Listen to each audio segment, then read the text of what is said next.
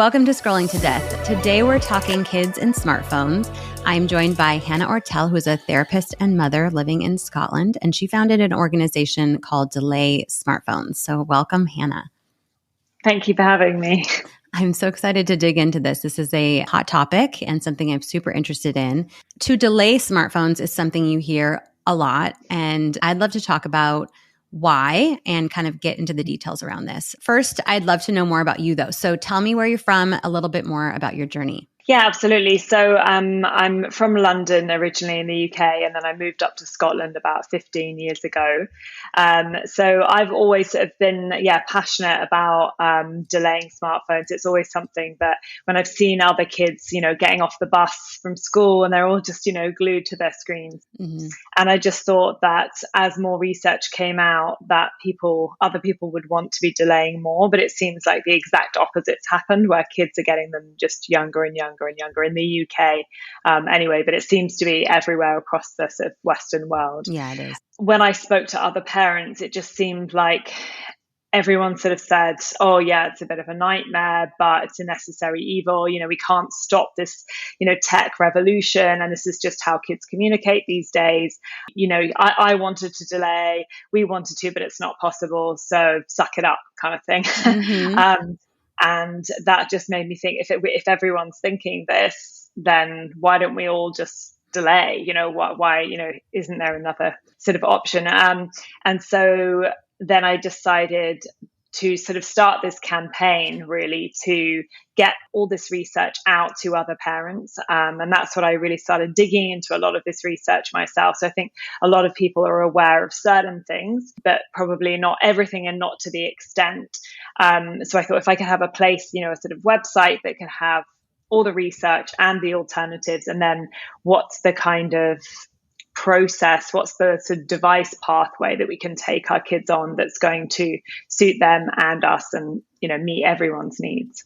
Right. You mentioned that there are some obvious things that smartphones cause in younger people specifically, but what has surprised people that you've noticed about smartphone use? What are the things that are pretty shocking that we should be thinking about? Yeah, absolutely. So I think that, the main things that people think about obviously is social media, that, people think, hey, this isn't great for, young kids to be on this. And then again, with things like cyberbullying, WhatsApp messages, things like that. Mm-hmm. But a lot of the stuff I think is the physical health things that people are less aware of. So one, for example, is the spinal damage that we're seeing a lot of. So we know that teenagers are spending on average about 9 hours a day on their smartphones, and the majority of that time they're spent looking down, at their phones. And so the weight of a child's head is about 3 or 4 kilos. And so that weight, pulling forward, that sort of G-force, as I'm told, I don't really understand, but it's pulling downwards. And so their spine, as they're growing, really looking down. And so the weight of that pulling forward on their neck is actually giving a sort of curvature to the spine. And so we're going to see really a whole generation of hunchbacks. And you can start to see it already often with, people who are about 20. If you just start looking around, you'll really start to see it. So that I think is quite extreme. You can with things like that. So for parents who are worried, who have kids who are on their phones a lot, you can, if you lie backwards, like with your head hanging off the end of a bed, if you do that for sort of 15 minutes a day, like morning and evening, that can alleviate a lot of that and get the spine back into a neutral position. But I just know from speaking to parents, it's like very few are going to enforce that with their kids. Like, oh, it's hanging time, because it's just like, what are we kind of doing to ourselves as humans, that kind of thing becomes necessary. Yeah. So I think, that's something, and the position that we should be looking at our phones with, is sort of like, directly in front of the right eye height. And it's like, no one does that. But I think the difference for us is that, we got smartphones when our spines were fully formed. And so, and we still have all these back and neck issues, but I think that, if you're giving them to, 9, 10-year-olds, and they're really, that impact is huge.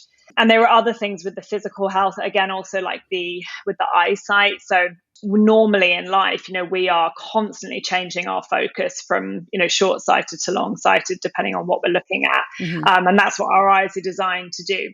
But again, if they're looking at a smartphone and they're keeping that one point of focus for a really long time, what's happening is that the eyes, that, the muscles are not getting the use in the natural way that they're supposed to. So it's, those cells basically are starting to sort of die off.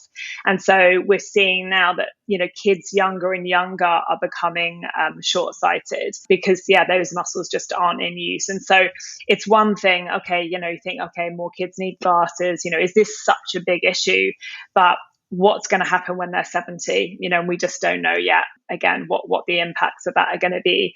So I think things like this, the physical things, I think often that people don't think about as much. But No. I think, and then again, with the sort of structural changes in the brain, I think that, again, parents aren't aware of that. Obviously, we know that phones are super addictive and, that dopamine hit and all of that. But again, that it's these changes in the brain, we really are setting up children, just turning them into little addicts. And so what, again, is that going to mean for transfer addiction in the future? So with, shopping, gambling, porn, all the things that, give you that same kind of hit with the creating really sort of strong neural pathways in the brain Mm-hmm. at a very young age, that, again, this is something that now we're seeing, the sort of grey matter just changing in children's brains. Those physical things are interesting, and people aren't talking about the eyesight as much and the spinal damage. Parents don't want short-sighted hunchback children. So, No. and then the access, you mentioned several times, the access to harmful content, social media, Mm-hmm. too early can cause problems too. And you mentioned the ideal pathway to get a phone. At some point, they're going to need to have a full smartphone that we have that has access to everything they need for work and just being an adult human being in today's society. So what does that journey look like the ideal journey? As children start to become more independent, so maybe they're walking to school on their own, maybe they're going to the park with friends, things like that. I understand that parents, want to be able to communicate with their children. I think that's normal. Although I would say that children are overprotected, in the physical world today, and underprotected in the virtual world. Mm-hmm. But even so, that is something that if you say to parents, like, oh, just let them, go to the shops on their own without communication, a lot of parents will have a lot of anxiety about that. So I think that, in the first instance, there are things like the watches. So these watches which are designed for children, there's like the Explorer watch, there are lots of different ones. But basically they allow you to call, maybe 4 numbers and you can track them as well. So they're very basic devices. And I think would be the sort of first instance what I would suggest. And for some parents, that will be enough. That's all their kids will need really for quite a long time. Yeah. But I think then in the next step, it would be, a more simple phone. So a lot of the phones that we had when we were younger, have sort of been re-released. And first of all, these are really cheap. I love these devices, because we give kids, these £1,000, $1,000 iPhones, and then they break them on the first day. And it's like, well, who's going to pay for a new one, because actually kids should be kids climbing trees, breaking stuff, that's what they do. So I think, these devices are very cheap. Yeah. And they have no WhatsApp, no Wi-Fi, no social media if they're set up in the correct way. So they need to have a specific SIM card that doesn't have a data plan on it, because otherwise they can still, even in these very basic ones, can sometimes access, the internet with them. But like, for example, this Nokia, I always have knocking around the Nokia. People think I work for Nokia, so I do not work for Nokia. So this phone, it's a very basic one, but it also has the little ear pods in the back, so they can listen to their music with that. I'm sure you can get this in the States, but you can get it here and across Europe, but I'm sure you can. But so this is here, it's about £50, so maybe $70 or something. Mm-hmm. And it turns into a little speaker. They can listen to their music from it. And it has a forward facing camera, not a selfie camera, which is important. Mm-hmm. And at that point, with a lot of children, they just want to have a phone. They don't actually care if they're getting a titanium iPhone or these cheap Nokias. They just want to be like, oh, where's my phone? So that they can communicate with their friends. They can take some, rubbish photos and listen to their music. And so if we can provide them with all of that, I know some parents will say, oh, but it hasn't got a bus tracker on it. They need to have their bus tracker. I'm like, really? Mhm. This is the thing that's going to make you like not give them a basic phone as the bus tracker, or they'll come up with some app that they think is absolutely crucial for them to have. But actually, a lot of the apps that for me, that I think, oh, this is really important, it's more when you're an adult, and actually you can get paper train tickets, and you can get a lot of the things you don't have to have these apps for. We're just more used to using them. And so I think that what's important is, yes, we say delay smartphones until at least the age of 14, at least. Mhm. But again, like if these phones are working longer, I would delay longer. But I think that it's also looking at, well, what's their maturity like with other devices? Mhm. So if they have an iPad, when you say, okay, iPad time's finished, are they cool about turning that off, putting it back in the drawer? Because what are they like when you're watching TV? So I think that they need to show as well that they are responsible enough, they know how to use them appropriately. And have you spoken to them about privacy online, about grooming, Mhm. about porn? Like, are you ready to have these conversations with them, and ongoing conversations as well? It's not the one and done.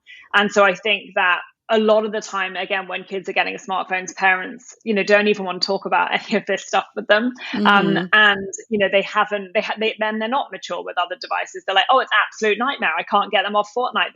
They're, doing it 15 hours a day. How do I, so I think, well, how do you expect then, if you're going to give them a phone, they're suddenly going to be really responsible and mature with that? Right. So again, that's why I think it should be more staggered, like anything else in life, because I often use the example of like kids passing their driving test. If they were lucky enough to get a car from their parents, I doubt it's going to be a new Tesla. Mm. Yeah. They'll be lucky if they get someone sort of, old, rusty, whatever's been lying about car. And I think, well, why would we not do the same with phones? And especially, with the harm that we know can come to kids, through them. Yeah. Well, and with driving is always that great example of they have to take an in-person class and a written test and drive with someone for a certain amount of time. There's all these safeguards in place to get them up to speed. Absolutely. I love your quote. Kids are overprotected in the physical world, but underprotected in the digital world. And I think that is right on. Maybe some of parents' insecurities around what's going on in the digital world cause us to sort of overcompensate physically, right? Absolutely, definitely. Yeah. As someone told me that once, because people worry about their children being kidnapped, but in order for your child to be kidnapped, you need to leave them outside in the front garden alone for 14 million years. That's the stat of the likelihood for it to happen. So I'm like, yeah, I know these terrible things to happen, but it's extremely rare compared to a lot of these things are real dangers that are happening in children's bedrooms on their phones. Oh, for sure. Okay, so you mentioned starting out with a more simple phone. People call them dumb phones. I think I'm going to start a campaign to change that name because no kid wants a dumb phone. But here in the States, we have several newer companies that are coming up. I don't know if you have access to these as well, but Pinwheel and Bark and Shroomy. Someone mentioned Google has a new kind of pared down phone. I have little review videos on those if people want to find out more about those phones. I agree. That's a great starter phone. Those specific companies never allow social media on there. Only one of them has a web browser, but it's very controlled by the parent and what the child has access to. Very hard for them to like jailbreak it and get around the parental controls. Okay, I want to play a little game. So I asked on Instagram, parents, why did you give your kid a phone? Like, what was the deciding factor? I would love to give you these scenarios and have you either reply with an alternative, or maybe you agree with giving the smartphone, but just kind of like a quick little back and forth on these reasons why parents give the phone and maybe why we can think of a different option. Okay, so number one is, I got my daughter a smartphone because all her friends had one and she was feeling left out. Yeah, absolutely. I mean, that's the most common one of all that parents say. So the first thing with that is, what is the message that we're giving to kids about peer pressure? If we as parents, in the first instance, when they feel pressured for something, we just straight away say like, oh, it's just too much, just, give in. And so that is really what they're sort of learning, from that situation. And that we, even as parents, we know something's really wrong, but we can't, cope with that pressure either. So I think that's quite dangerous just in itself, because guess what? It's not going to be the first time that everyone else is doing something and we don't really want them to be doing it. it. So Right. what happens if it's going to be, drugs, everyone's vaping, everyone's taking nude images of themselves? Like, are we going to say, oh, well, look, if everyone else is doing it, just do it as well, because you don't want to be left out? That's one thing. But I think that the other part with that is really trying to do it with other families, and finding friends. So I think that, we've had families where we've shown them all the research, we've shown them the alternatives. Their children's already have smartphones, and then they've seen that and they've said, actually, no, we're going to swap it out. And we're going to swap it for one of these more basic phones. I call them basic phones rather than dumb phones, because I know it has a sort of, and then doing that with a kind of incentive. So whether that's financial, whether that's offering them something else. Sometimes families have taken away the smartphone, but then given them an iPad at home, which I know, has its own, issues with it, but is still much safer than them having a smartphone. So I think that if it gets to a point where you really feel like it's really affecting their mental health, then I think, you can, get these like Bark phones and, these really pared back smartphones. I would still try and delay for as long as possible. So I think, and it's really also about educating your child too, because if we just say, no, you can't have a smartphone because I say, then they're going to be very, very resistant. But I think that the more that you can explain to your child, especially things like, about the spinal damage, about the kind of content that they might get exposed to. And I think that, I often think with speaking to kids, a lot of the stuff is, kind of goes over their heads, but the older that they get, the more you can explain things to them. But I think, talking to them about, when you've seen something, you have a nightmare and you have a horrible image stuck in your head. I remember being, about 10, and this is when the TV was just channels, and, seeing something late in the evening, it was a horror film. I didn't know. I was at a friend's house, and, and that image still today, it's kind of stuck and burnt into my retina, and so I think that stuff, we know what it's like, for kids, and they know what it's like when they experience nightmares, and say that this is something that someone else might expose you to, something that you're not aware of. Someone sends you a video, you've already opened it, it's too late. So I think educating children is also really important. And it's also all the things that they're not doing when they are on their phones. We know kids are, obviously socializing way less in person, and it's the most boring generation that's ever going to be is this generation that's got phones now, because that's all they want to do. Even when they're right next to each other, they text each other rather than actually speak. I think it's also just encouraging them. It's okay to be a bit different. I didn't get a TV until I was 10. That was at a friend's house, that incident. But I think at the time it was frustrating. There were a lot of things that I felt left out on shows that people were watching that I didn't have access to. But obviously later in life, now I'm so appreciative that I didn't get one in those early years, because it made me so much more creative, and I'd make my own fun. So that was a very long-winded answer to that question. It's interesting you say it's the most boring generation, and it's funny because what they're lacking is being bored. Yes, absolutely. Right? Yeah. The lack of being bored is causing them to be boring. Yeah, absolutely. Totally. And then, I want to follow up on another thing you said there. I think it's so important to find people in your community, other families that are thinking critically about this. And if you don't have that and you're the only one, can you give tips on how to approach other parents? Because that can be very difficult, and other parents can often feel judged about the way that they're parenting. So around technology, what would you advise parents on how to approach that? Yeah, absolutely. So I think it's really, really important, because parents do feel often very judged about this. And I think it's really important to sort of start with that. This isn't, about judging. It's just about how can we work together. And so I think, as early as possible, starting to have those conversations, with your friends in your community, neighbors, and really thinking about who are the most important families for you. So who are the other families that you socialize with? They may not even be kids at the same school, but it's really who are those people? And then, as early as possible, starting to say, what are you thinking about this? What I found is that the earlier you talk, most of the time people will say, well, it sort of depends what everyone else is doing. And really that's your in, when you can then say, okay, let's look at all the research together. How about, why don't we, all delay together? Let's all get this Nokia. Let's all do this. And so then it just makes it so much easier that even, okay, it might not be every kid in the class, but you've got a group of people so that they're not going to be the only one. And again, even ones who do already have phones, you can say, would you consider swapping it out? And then, we can do this together. And I think that, again, because a lot of parents are really unaware, of the research, and that, I think that the generation that have just gone, so 10 years ago, I mean, it really is just 10 short years when kids weren't having smartphones. And so we've had a millennia of childhood being based on play, and now 10 years later, childhood's based on phones. And so this generation that have just gone, we've seen that for every year younger that they got smartphones from their parents, the worse their mental health is today. And that's from a study on 30,000, of these young adults. And so, and they're saying, we wish we didn't get them when we were that young. So I think that, 10 years ago, parents didn't have that insight. There wasn't this data. But now that we have that, we can use that. And so I think that it's talking to other parents about that. And this same generation is saying, please don't make the same mistake with your kids now.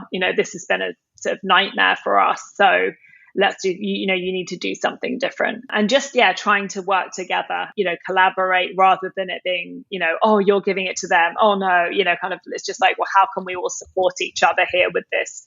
Yeah. Okay. Let's get back to the game. So yes. I have another scenario. Let's see. I got my daughter a smartphone because I work and I needed to communicate if I would be late picking up or changing plans. Yes, absolutely. So, and that again is what a lot of parents will say. They're like, well, of course they need to have a smartphone because I need to be able to speak to them. Yep. And again, with all of that stuff, it's like, well, you can do all of that with a basic phone. And so with something like, one of the Nokias, you can just stick on the back a tracker, like, that can be a Tile or AirTag. There are so many alternatives that you can have that will do everything that you need it to be able to do. Mm-hmm. And the good thing about those phones, like the battery lasts for about a month on them compared to them. Like, I know also that's another thing with parents. The kids have iPhones and they didn't charge them the night before because they were in their bed, using them. And then it's like, oh, their phone's dead. I can't get in contact with them, which is often even worse because then they are relying on that and then they can't communicate. So, right. Yeah.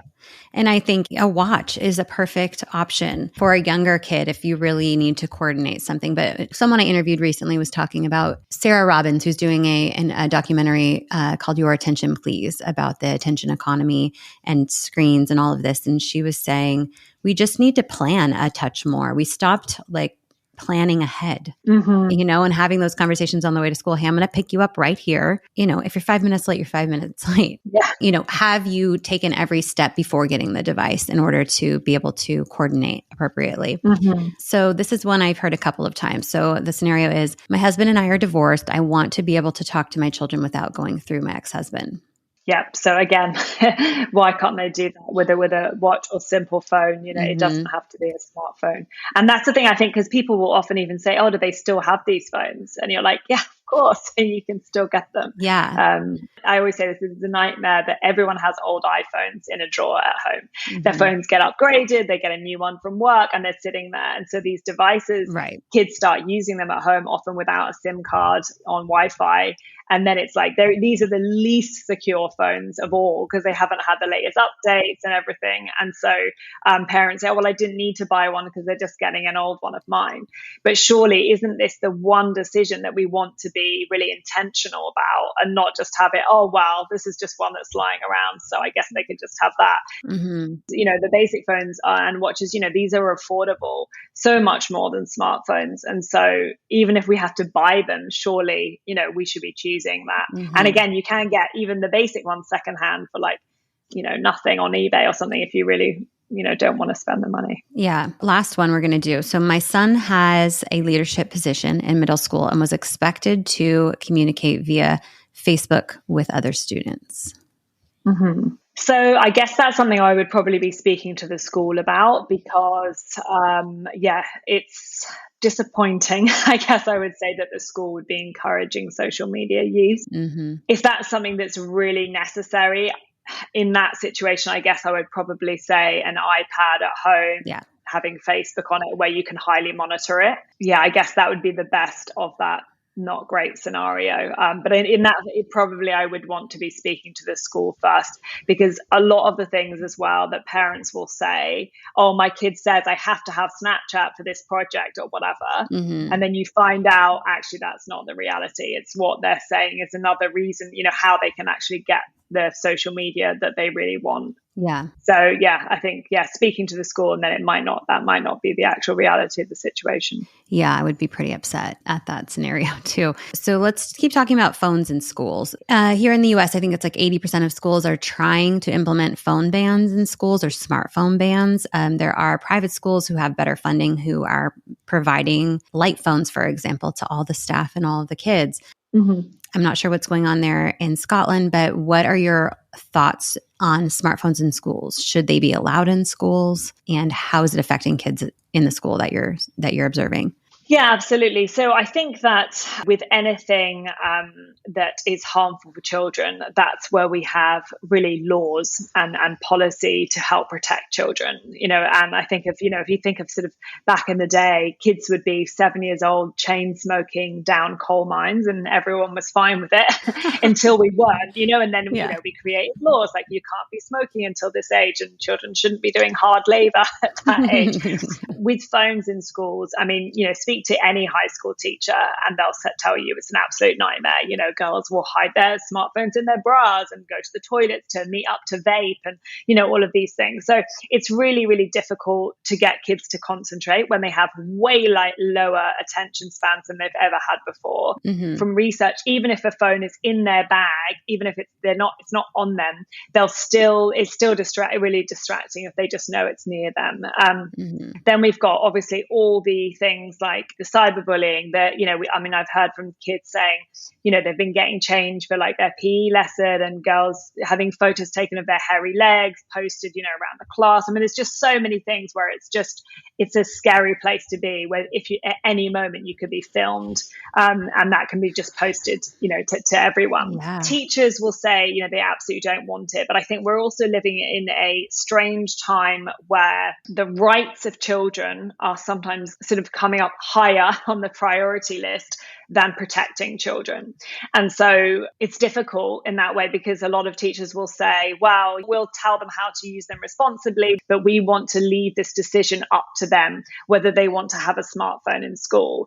Personally, I think that's ridiculous, because I think, smartphones are very harmful for children, as all the data and research shows. So we should be first implementing, law and policy to be able to protect them, especially in a place of education and development, which, is supposed to be supporting them, with that. And it's funny because teachers will say, if you go into a high school that allows phones and you go around at lunchtime, it is bizarre because it's silent. It's just everyone's there, just very quietly messaging, scrolling, whatever they're doing, and it's like, this is not normal for a group of children at this age. They should be running around being annoying, Yeah. but being kids. They shouldn't be silent. Like, it's the most depressing thing ever. And I think sometimes some part of the teachers like this way of, it's like kind of calmer, it's like they're quiet, they're sitting there, they're not racing around, they're not loud, and they're easier to manage. So I wonder if there is a part of teachers saying, oh, it's fine that they have phones because this just makes my life a little bit easier. In the same way that I think parents also can be like, oh, look, they've got the phone. Yeah. It's a nightmare, but that, they're just, they're kind of kept quiet. But yeah, so in England, phones have been banned in schools, but it's a very kind of loose policy, I would say, because they're not really enforcing it. Unlike sort of Australia, where it's really become law, they're very, very strict with it. In Scotland, they haven't been banned. At the moment, the Secretary for Education is saying she supports head teachers who want to ban them, but they're saying they're going to bring out new policies sort of imminently, which I hope is going to be, a ban. But I think it's also, it's difficult to enforce, because obviously a lot of parents want them to have them on that journey, and especially kids who have had phones for years. You can't just say, oh, they can't have smartphones anymore. That's very, very complicated. Mm-hmm. So having some kind of box or, locker that they go in when they arrive, and they get them back at the end of the day. But obviously kids will just say, oh, I haven't brought my phone with me today. So I think that is the thing. And they think, schools which are sort of, underfunded, understaffed, for them to really enforce that. And I think that's maybe for a lot of schools, they're thinking, oh, we don't want to put the ban in place because then when we don't sort of follow through, it's not going to look great. Yeah. And a lot of parents get upset. That's my property. I don't want you touching my property. And technically, Absolutely. I don't know about everywhere, but teachers are liable. If they grab that phone and take it, then the kid can be like, oh, you cracked my phone or damaged Absolutely. it in some way. So it's really tricky. And I think parents can support teachers in the learning environment our children are in by not sending a phone at all, doing more basic phone. What do you think about devices being given in the classroom? So for example, my kids' school district, they're all given an iPad Same. and they use it to support their learning. Yeah. So what do you think about that? We all absolutely hate them. It's really an absolute nightmare. So my daughter got hers last year when she was 10, and then they all get them from the council here as well. But what happens is that they're told, oh, this is a wonderful thing. It's digital equality that everyone's given an iPad, but then they are supposed to be using them for homework and things, but obviously they just on Minecraft all the time. Then they all have these class chats and things, and it's very difficult to go in because it doesn't have I don't have the full parental controls to it because it's the school has the controls, and then they have their own password set up and all of this. So it has been difficult for us, and I know because every parent's like, oh, please can you get the iPads banned as well? Yeah. And I'm like, oh no, that's someone else can deal with that. Again, this is another sort of giant experiment. Like no one really knows. And I mean, again, you go into school and again, you look at the posture when they're using them. And I'm like, well, why aren't they having like special stands for them or something if you really want them to be using them? But look at their body positions. Like this is not okay. And they're like, oh, but isn't it great? We've got all these free iPads. We know from research that anything that is read on a screen, even like a Kindle or something, we will retain 20% less than if we read it like in a book. The same with like writing stuff. So if we write by hand compared to typing. So I think that they're growing up in a digital world. And I think I understand if they have them at school. I do not think they should be brought home at all, ever, because everyone has devices in their house anyway. There are families who do not have any devices in their house, then absolutely it should be means tested for them to be able to have one that they can take home. But I think a blanket, because with your school, are they taken home as well or are they left at school? So starting in kindergarten when they're 6, they get one in class, and then in 4th grade, so that's probably 10-ish, they get to start taking it home. Yeah. And my kids are only 2nd and 1st, my older ones. I'm tempted to say no, I'm not going to bring it home. And where's the option for parents to make that decision? We don't do devices and tablets in our house. And is there a paper option for the homework? Like, I don't know. Yes, absolutely. Well, that's what we have. But they apparently, with our school anyway, they don't have the insurance for them to be left at school. So they have to take them home.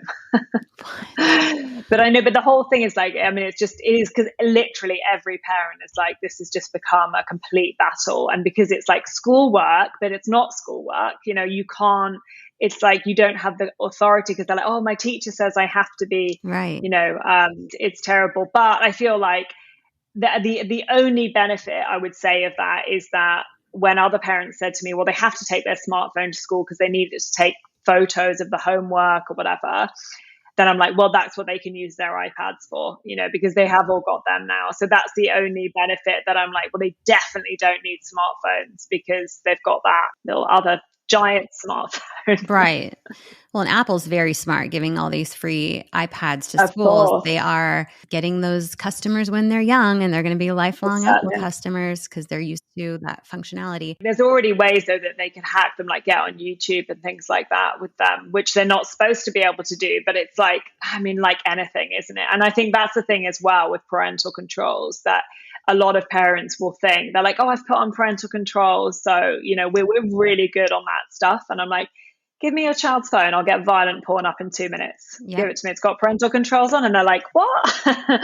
They don't realize that it's just all these ways around stuff. I mean, you just can Google it and it will just, they just teaches them how to bypass all of this stuff. And, I think someone had a kid who they'd set the time zone in the evening to like Nigeria. And so that the time zone, whenever like the time had finished, they could just go to Nigerian time zone and get like another 5 hours or something. So, they're so creative and they'll always share these kind of things that I think that's again that, yes, okay, a really sort of stripped back, pared down iPhone, with all the right apps on and everything can be close to safe, but who's going to be that on top of it or checking it constantly that they're not bypassing this stuff, because they will. And parents say to me like, oh, they managed to unlock it, but we don't know how, and they won't tell us. I'm like, go figure. I'm like, of course they're not going to tell you. Take it away. Yeah, exactly. Just like, that's why they're not showing the maturity. They can't have that device yet because, yeah, they're clearly not old enough to be able to deal with it responsibly. Yeah. So we talked about sort of the journey. I want to make one point that I think it's important for parents, and I wonder if you agree, that they are letting their children use devices that the parents own. It is not a gift to the child. It does not belong to the child while they're in your home. Mm-hmm.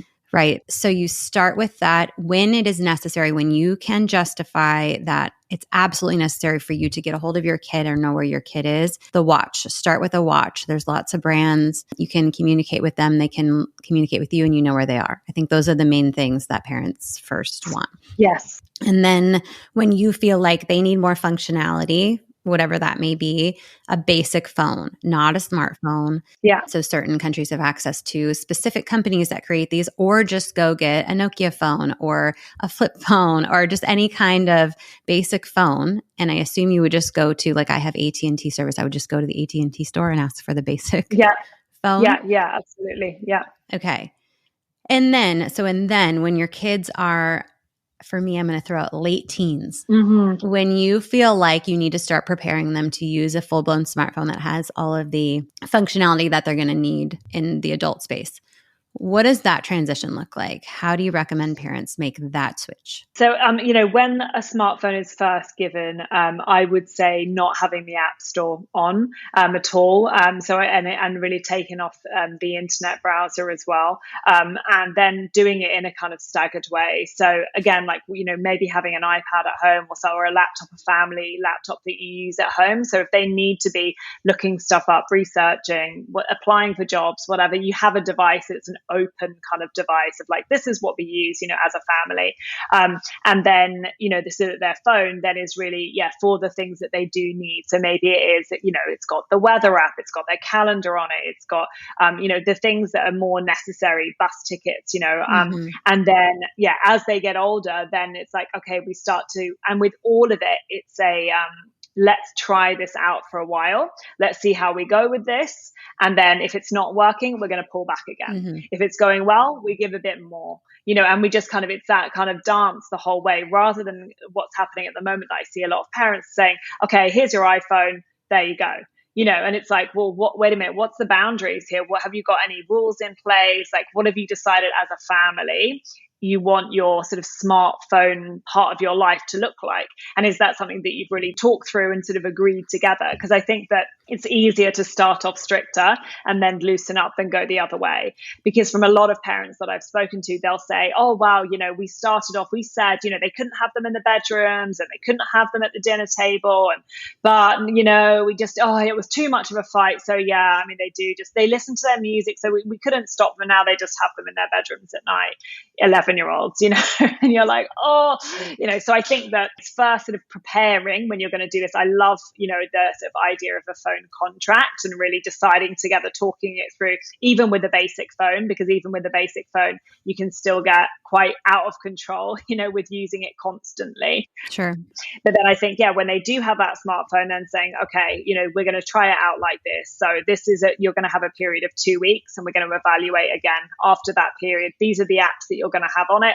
And then, both sign it. And then these are the days where maybe, Sunday's going to be a phone free day for the whole family. They're going to go in a drawer, or all the phones go in a drawer in the kitchen at a certain time. We don't have it when we go, out for dinner. If we go on holiday, you'll get an hour a day on the phones. Otherwise, they're in the hotel in the safe, whatever it is, but kind of working out together what that's going to look like. And then, depending on how that goes, then, you can kind of edit it. But each time saying, okay, now we're going to try this for a month and let's see how this goes. Now we're going to try it for 6 months. And at any point during that period, if you suddenly, they break that contract and your trust, then we say, okay, I'm afraid, it's not working out. You've broken the contract. So now you're going to go back to the Nokia.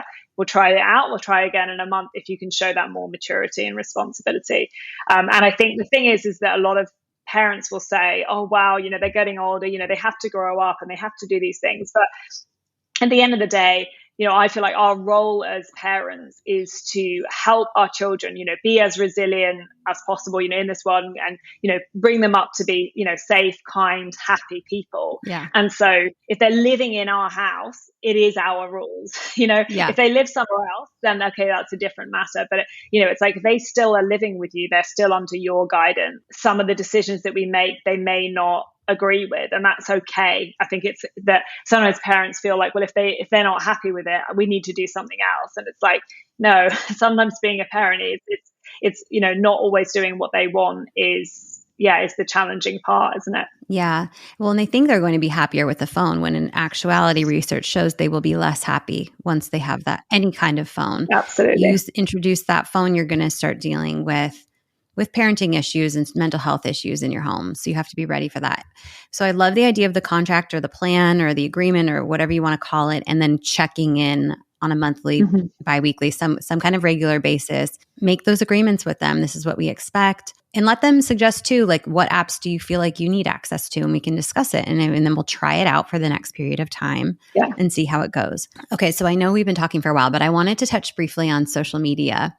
I just like to ask anyone I talk to, what age do you feel like kids should get access to social media? Yeah. So, I mean, I say to other people, 16 is the minimum I would recommend. For my children, I don't want them on social media ever. So I've told them 21. I'm like, we'll keep it at that, for now. I just don't see the benefit to it, personally. And I just see a lot of, huge problems that come with it, heartbreaking problems.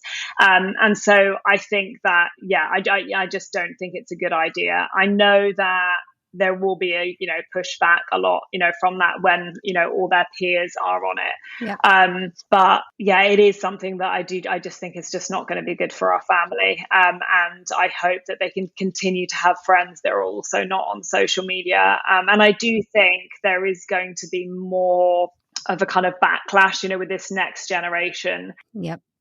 Because there have obviously been so many kids whose images have been shared without their permission, parents being like, oh, let's just post this cute little picture of you in your nappy, and, all these things that then later they're going to be like, I'm not really cool with that, actually. And now, I think more people are going to come off it.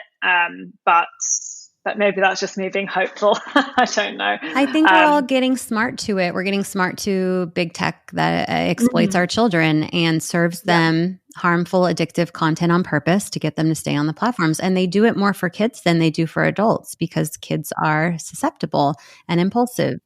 Of course. Yeah, explaining that to kids as well, that it's like, it's when they're younger, it's difficult for them to understand, but that, like, you are the product. Who do you think's paying for social media? If you're using this and you're not paying, other people are paying to, for your attention. And it's that, like, explaining that to them and be like, do you want to be for sale? You're for sale, but you're not getting any of the money. only these other companies are. And so they're taking advantage of you. And so I think that, like with smoking, where there was, for ages, kids, they were really pushing sort of adverts for kids to smoke. And it was only when I think there was an interview, I can't remember when it was, but, with one of the big tobacco CEOs, and they asked straight out, look, is it about people or profit? And they were like, profit. And then straight away, it was like all the kids, they were just like, no, we're not doing it. Now they all vape instead. But I think that, again, it's like that. None of the Silicon Valley, CEOs, billionaires would ever give their kids phones or social media. Like, they wouldn't dream of it, but then they all laugh at the sort of peasants who don't know, who will just be like, oh yeah, we'll have it for our kids. And so I think the more that we kind of, wise up to that, and kids as well, then it's a bit like, oh, actually, no, you're all right. I don't want that. So, that's what I really hope. And because there are more of this sort of, Gen Z speaking out, being like, we've had this and it's really not worked out for us. Look at us all. We're a mess. For sure. And I think we're heading in the right direction. I think through the conversations like this that are happening all over the place, and more research and more legislation, more regulation, I think that we're heading in the right direction. But what I try to focus on is parents, you can make an informed decision around these things. And I want to help you make the safer decision in delaying smartphones. Here's the perfect journey to giving your kid access to devices, and when it comes to social media, also I'm on the same page that my children will not get access to social media. I don't use it personally. I only use it to promote these messages. Yeah. And yeah, don't see the benefit, at least benefits outweighing the risks. Yeah. Not even a close race there. Where can listeners connect with you? Tell me about Delay Smartphones and what you're working on there. Yeah, absolutely. And yeah, one thing I just want to say when you just said that with parents, the control we have, it just like, and the power, I think, it is really that no matter what we do, our kids are going to do so many of these things that we'd really rather they didn't. But, with smartphones, it's, we really do have so much responsibility and so much power to really listen to that generation that have just gone, who are saying, do something different. And, the only way they're getting access to all of this stuff, having all these mental health, issues, this absolute crisis that they're having, and just, not just the, mental health, but, the physical changes, the social development, like all these terrible, harmful things, is because as parents, we are putting the smartphones in their hands. And so just by us pulling back on that, we can have a huge impact. But yeah, so for us right now, so we're just launching as a charity at the moment, which is really exciting. Yeah, we've got really big plans for this year. So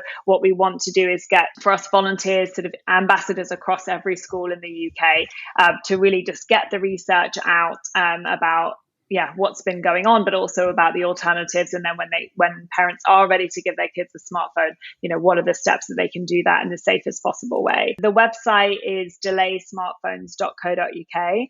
And then we are on social media on Facebook at Delay Smartphones. So, and then, on the website, you can have a look at all the research, and also get in touch, through there if you want to, if you've got questions and things. Okay. And thank you for organizing the evidence and the research. I think that when someone like me who's thinking about going to the school district and talking about devices in schools, or sitting down with parents and trying to get on the same page, having a snapshot of the research around how smartphones are affecting and devices are affecting our kids physically and mentally is really important. So, guys, go to delaysmartphones.co.uk.